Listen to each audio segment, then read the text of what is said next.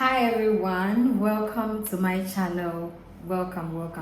Warmest greetings to you. My name is Sarana and I'm your midwife for today. Yes, I believe most of you would have known me by now and what I do. So if you are just joining me today, if you are seeing me for the first time, I'd like to say a warm welcome to you and I appreciate you a lot for being here. Yeah, so what I do is to educate you on your pregnancy, labor, post-labor related issues. Yeah, I started not long, but I believe we are making progress. Today I'm going to talk about signs of labor. We've treated what labor is, the stages of labor, and then even going for cesarean section, what it entails. Yeah, so today I'm going to talk about how would I get to know that baby is coming, the signs, the things that are going to tell me that baby is coming. In the meantime, what I would like to say is that you can comment, you can ask your questions, you can bring your suggestions on board, you can, give your ideas. Subscribe as well so that you get notifications from me whenever I release a video of a presentation, so that you get to know of that. Okay, good. I hope you will do that for me. Share, like, and what have you. Great. So let's get going with the signs of labor. So there are three major signs of labor. However, I would like to talk about pre-labor signs and then I'll zoom into the main signs of labor. So pre means before and then labor signs. So I've told you that labor signs are things that will tell you that baby is ready to come. It may be before your EDD or after your EDD. So it's not always accurate, like specific that you are going to deliver on the day of your expected delivery day. You may or may not. Great, so just bear that in mind. Now there are signs that tells us that the time is getting nearer or the time is getting closer. Yeah, that is the pre-labor signs, the things that precedes, or the signs and symptoms that precedes the actual labor. And so I'm going to talk about them. The pre-labor signs, we have what we call the lightening or dropping. You realize that as about the heightening of pregnancy, the fetus, the uterus grows and rises up to the xivisternum of the woman, pressing on her lungs, the diaphragm, and what have you. So mother finds it a bit difficult to breathe. Yeah, so with getting to term, now there is something we call lightening or dropping. Now baby descends. Okay, so it causes the uterus that was pressing here on the xivisternum to rather fall down, descend back into the pelvis. Okay, yes, the pelvic areas. So it means we call that descent. Okay, so there's lightening or dropping, meaning that now you can breathe well. You're able to breathe well as compared to previously when you were not able to breathe well. So that is lightening or dropping. It is when the baby descends into the lower abdomen, and now baby will start pressing on the pelvic structures. Now the pelvic structures are the bladder, the rectum, and then our main uterus. Okay, so there's also the second pre-labor sign that happens when lightening or dropping takes place, which is frequency of micturition. Micturition is simply urination. Okay, urinating. Yeah. So whilst lightening or dropping takes place, now mother finds herself urinating more frequently as she was during the first trimester, because there's now pelvic congestion. Because baby has descended down into the pelvis, now pelvic structures are being pressed on, so their capacity to contain a lot becomes reduced. Little urine that fills the bladder would have to come out, so the mother finds herself urinating a lot, just like the early stages of pregnancy. So it's also a pre-labor sign. Then I've spoken about easy breathing and then less thoracic congestion. There's easy breathing because of descent, okay, or lightening and dropping. Yeah, and then we have Braxton Hicks contractions. Now these are painless uterine contractions that are not rhythmic at all. Okay, they do not follow any pattern, they do not cause the cervix to dilate or open in any way. They don't, they are just there. Okay, they are just painless contractions. It's just an activity of the uterus. It's painless. It can come today and vanish, vanish, come later. So it can happen this moment and vanish, and that's it. It can happen this moment, vanish for some hours and come again, and what have you. It's not rhythmic, it doesn't follow a certain pattern, so you shouldn't worry about it. Okay, these are the pre-labor signs. pre-labor signs, before labor signs, things that are telling you that the time is getting closer. Okay, so you should start preparing.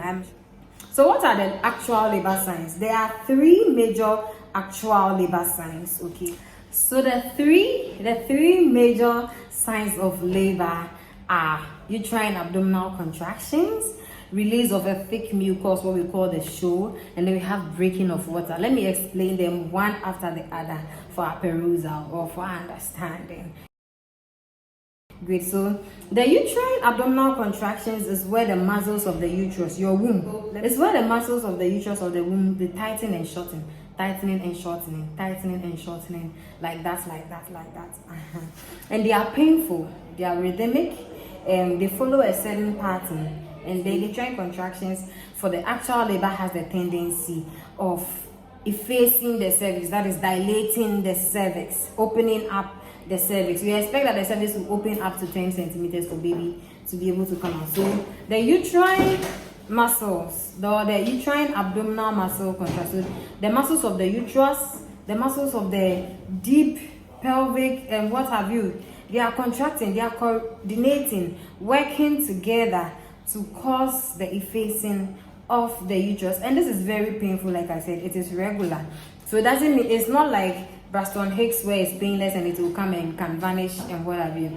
This one is painful. It comes within some few seconds, you're experiencing it again, so you can take about 10 minutes. Okay, yes. And then the pattern we may have maybe 3 times of the contractions coming in 10 minutes. So the contractions can come continuously for about 30 seconds, 40 seconds, and then it effaces. Then the next, it starts again within 2-3 minutes. It starts again, just like that. Take another small seconds, and it stops. Like that. It's continuous. It doesn't come for days, goes away, and then comes later. No, it doesn't. It goes on and on and on and on and on. Great. I hope you are cool with that explanation. So know that they are painful, rhythmic, they follow a certain pattern like I have explained. They don't come and vanish for days or a longer hours, like maybe it comes 3 hours later before another one came. No, it's just regular, it's continuous. And then we have the release of a thick mucus. Now the cervix is just a small opening. I always say that is the gateway to the uterus. Okay, just a small opening. So about this, it's even too big. Yeah, this cervix must open up to about 10 centimeters. Yes. Now this cervix, because it's an opening, we do not need the contents of the uterus to come out. We do not need the baby, the placenta, the liquor coming out before labor. So God has designed it in a way that during pregnancy, there's a thick mucus plug, very thick, that is stuck there at the cervix to keep the contents of the uterus, okay, yes, the contents or the product of conception in place till it's ready. This same cervix is where our blood passes and comes out during menses. Do you get it? So God in his own way has designed that there will be that plug over there to get stuck, to choke it, to block it. So that's like a gate to keep the contents of the uterus in place until it's mature enough to come out. Yeah, so during labor, this mucus also comes out as a major sign of labor when baby is ready to come. You realize that this mucus plug will be released. Sometimes it's creamy, sometimes it's bloody, more like when you chew a gum and then it's stretchy. Just like some of us may have that sign of ovulation, the ovulatory, the mucus fluid coming out from the cervix at the time of ovulation. Very thin, very stretchy. Okay, so it can be bloody, can be creamy. So I mean, be on the lookout for it as well. Then the last sign of labor, that is the breaking of water. You know, a membrane, there's a membrane covering the baby. When we say a membrane, it's just a formation of flesh, okay, in which the baby lies, and this membrane contains fluid. The fluid helps to absorb shock and other stuff for baby. Okay, now by the action of uterine contractions, this fluid may break. So it may break naturally, or we may break it for you, okay, artificially. that is, or natural rupture of membranes. Great. So one sign of labor is that this membrane can also break open, and then when it breaks open, you find the fluid which baby lies in coming out and out and out. Now the fluid is not, it flows, yes, but not as viscous as water is, not as clear as water is. It's a bit thick, a bit warm, a bit creamy clear again. It's a bit slimy. Yeah, so you definitely get to tell its difference from normal water with these signs that I have mentioned. Okay, and the breaking of water, I've said, is by the action of the muscles that are contracting and contracting and contracting. These signs, these three major signs of labor, do not follow a certain pattern, a certain sequence. Any of the signs can begin the labor process. So be on the lookout, get informed, just like we are educating you. Know the signs of labor at your fingertips and get care when it starts, okay? And know what to do when it starts. I mean, when labor starts, we will definitely have to go to the facility, get care, get checked, know how far we've gone and what have you. Some of us, I know, would want to stay in the house a while and do the coping measures at home. So we go further ahead in dilation, then we go to the facility or we go to the hospital for care. Now I want to relay this across. If you want to stay at home for some time, when labor starts, it should be that your water has not broken yet. Water breaking is an emergency. We do not stay home when water breaks, okay? Because you may lose glycol, you may lose the fluid, and as the fluid is being lost, baby must. So you have to come.